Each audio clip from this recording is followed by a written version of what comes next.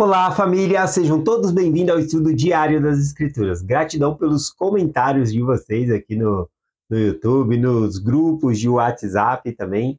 Bom, gratidão por podermos participar juntos, nesse estudo diário. Nós estamos estudando Doutrina e Convênios, sessão 97, onde a gente estudou do versículo 1 ao 5, na qual falou da escola de Sião, né, como se fosse a escola dominical hoje em dia. E falou ali que o Padre Pipretti, né, ele conduzia esse ensino ali, ajudava. Eu gosto muito do sistema de ensino da igreja, porque não é uma única pessoa falando, né? Nós temos um bispo, mas não é o bispo todo domingo que vai estar ensinando. É chamado jovens, outras pessoas, todo mundo, né? Eu acho que assim eu fui me desenvolvendo à medida que foi me chamando, vocês também. Então, nós temos um sistema muito bom de ensino desde a primária, né? As criancinhas ali vão dando discurso, se preparando.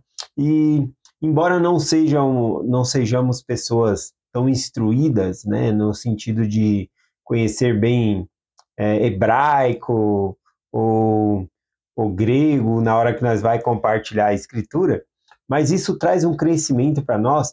E mesmo muitos de meus irmãos que, quando falam, não são tão eloquentes assim na língua, né, para trazer um contexto histórico das escrituras, a gente consegue sentir o Espírito de uma maneira tão fascinante, né? Então eu sou grato por não só ficar assistindo, né, ir lá assistir um bispo falar, um pastor, mas sim por poder participar e ver também o crescimento dos irmãos na igreja. Então eu gosto muito do sistema, né, de ensino da igreja, na igreja, tá bom? Então ontem nós estávamos estudando aqui, falando sobre a escola, né, de Sião, como se fosse a escola dominical, e aqui vai continuar. A gente parou no versículo 5, o versículo 6 aqui diz assim: para que o restante da escola eu, o Senhor, estou disposto a mostrar misericórdia.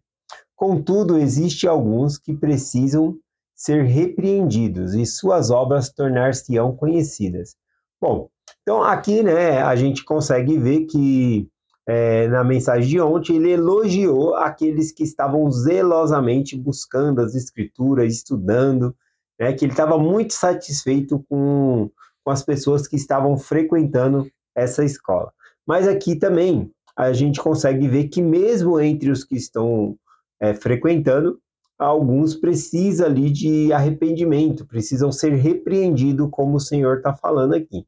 E a repreensão vem justamente para, vamos dizer assim, não contaminar os outros, né? Então o Senhor precisa corrigir o seu povo.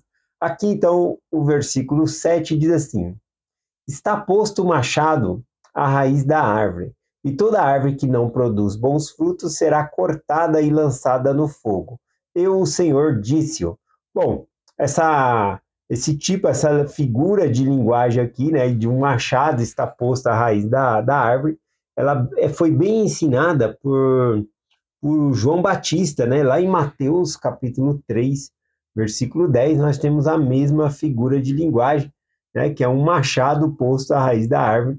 Se ela não produz fruto, ela está o quê? Sugando os nutrientes da terra, mas não está produzindo fruto nenhum, então ela seria cortada, né? Então o Senhor usa essa figura aqui de linguagem. Então, no caso aqui, a árvore são as pessoas, né, que estão ali na igreja. O versículo 8 aqui, nós vamos ver um contraste entre aquela árvore estéril, que não produz fruto, com aqueles que têm o coração bom, né, que buscam e que produz fruto, tá bom? Então aqui no versículo 8 diz: em verdade vos digo que todos os que dentre eles souberem que seu coração é honesto, que está quebrantado em seu espírito, contrito, estiverem disposto a observar os seus convênios por meio do sacrifício, sim, todo o sacrifício que eu, o Senhor, ordenar, esses serão aceitos por mim. Então aqui o Senhor, ele não pede uma perfeição, tá bom, de nós, mas ele pede aqueles que fazem sacrifício, aqueles que estão buscando, né, ter um coração quebrantado, um espírito contrito, sinal de humildade de buscar ao Senhor, aqueles que vão até o Senhor aqui. E aí ele coloca a questão dos convênios aqui, né?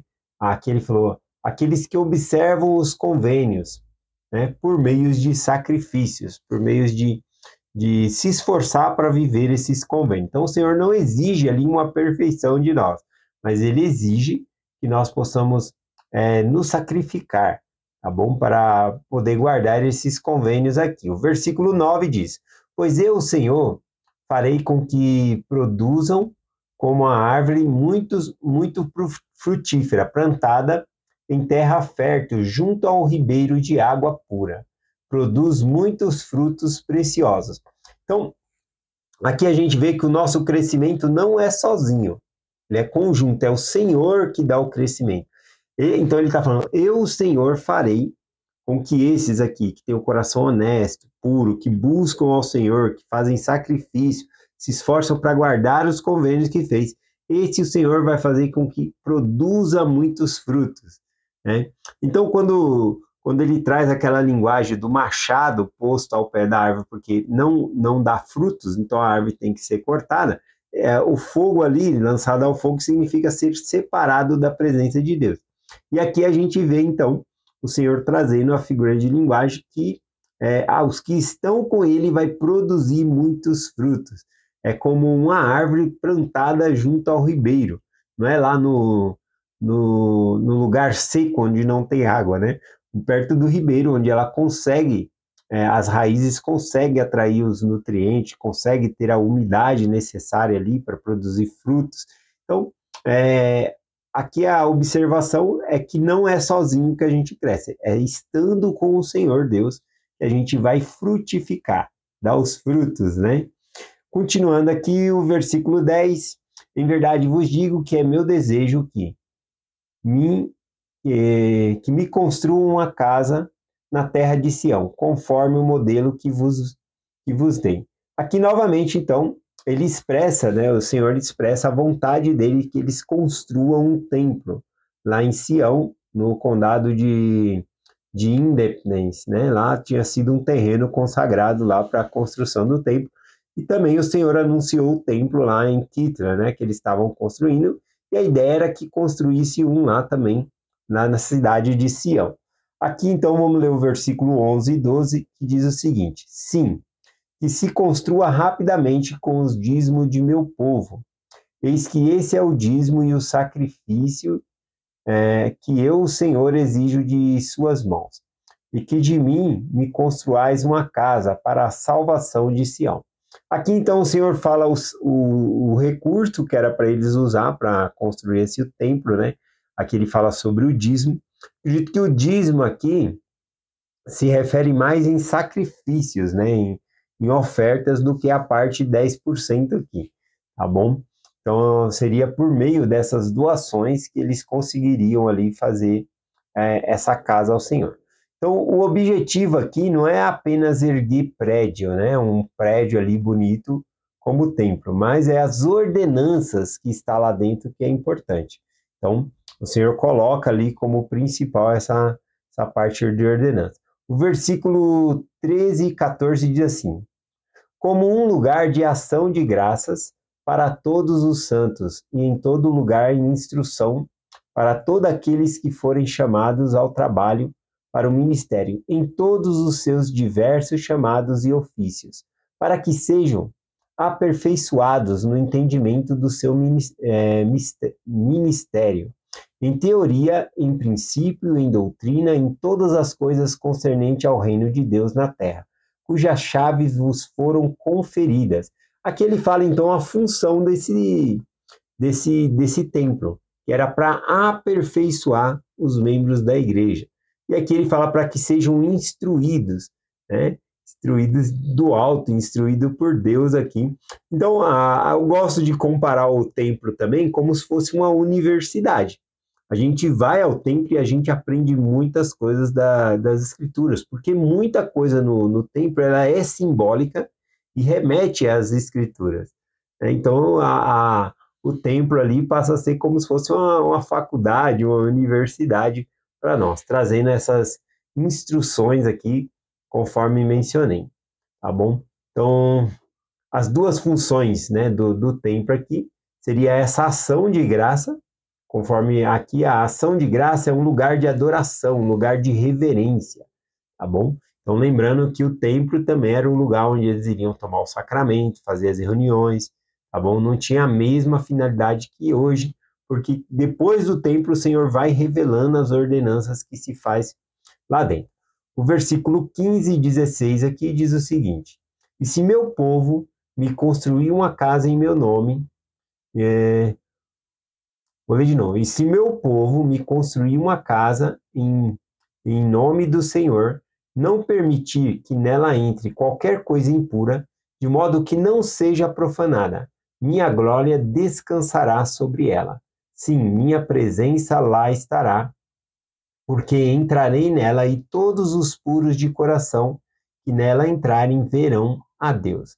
Então, aqui o Senhor faz uma promessa grandiosa, né? Uma promessa poderosa, que é a glória do Senhor vai repousar no templo. E também os puros de coração, eles vão poder ver a Deus no templo. Essa é uma promessa tanto espiritual, sentir a presença de Deus lá dentro, como pode ser algo literal também, né? De encontrar o Salvador no templo também. Eu gosto disso. Vamos lá ler o nosso último versículo aqui e fazer um resumo, né, do que nós aprendemos, pegar uma parte mais importante. Versículo 17 diz assim: mas se for profanada, não entrarei nela. Minha glória lá não estará, porque não entrarei em templos impuros. Então, aqui o Senhor fala, né, do templo, ele permanecer puro, permanecer sagrado. Aqui, então, ele traz a responsabilidade para nós. Nós temos a responsabilidade de não profanar o templo, né? A gente tem que ir no templo, guardando os convênios, se esforçando para viver os mandamentos de Deus.